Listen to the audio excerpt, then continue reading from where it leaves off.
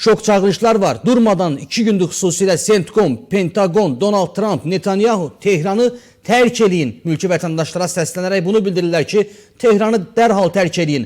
Tehranda nələr gözlənilir Əli bəy? İhtimallar çoxdur.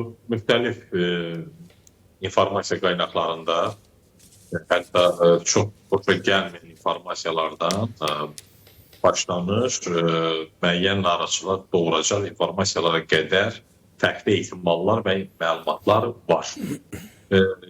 Konkret olaraq ehtimal olunur ki, Tehran ola bilər ki, daha ciddi şəkildə bombalansın.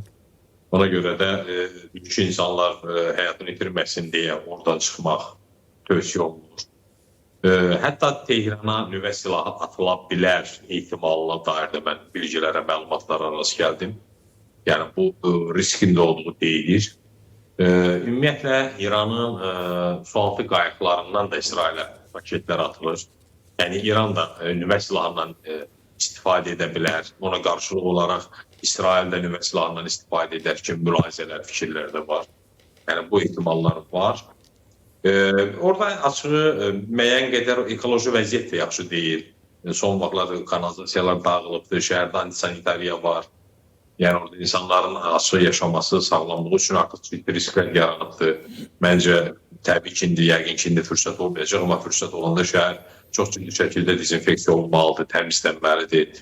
Yəni oradan müəyyən problemlərin, yoluxucu xəstəliklərin falanların yayılması riski də var. Amma anlaşılan odur ki, hələlik İsrail aviasiyasının əsas hədəfində olan şəhərlərdən biri Tehrandır.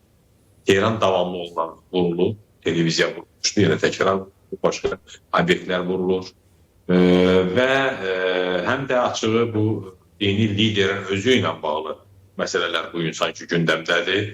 Belə məlumatlar gəzir ki, Prezident Trump dini liderin vurulmasını istəmir.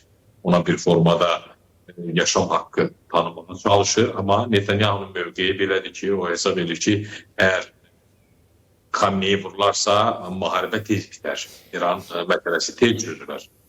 Yəni bu məsələ də var. Ola bilər ki, Xamneyi ilə bağlı, onun həyatı ilə bağlı təhlükələr var, yaxud da nələrsə ola bilər və bu yenə mülki əhalinin, kütləvi insanların orada olmaması vəsairəsi düşünülür. Hər halda hansısa risklər var.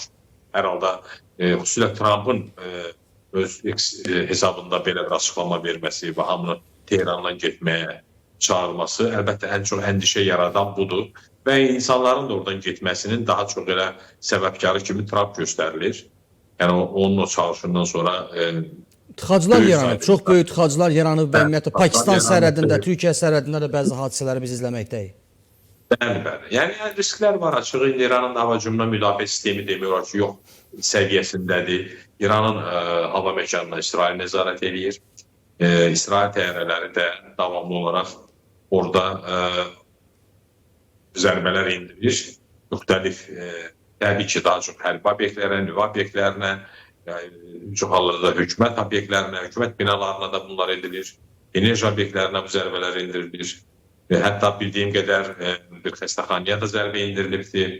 Eyni zamanda Tehranda Dustaq həbsxanaya da zərbə indirilib və həmin o məhbusların belə çıxıb Tehranı tərk eləməsinə dair məlumatlar da var idi. Belə, yəni açığı Tehran bugün İranın bəlkə də ən qarışıq, ən belə qarmaşalı yeridir. Hər halda hansısa risklər var ki, onların da, insanların da buradan, xüsusilə mülki insanların buradan uzaqlaşdırılması tövsiyə olunur.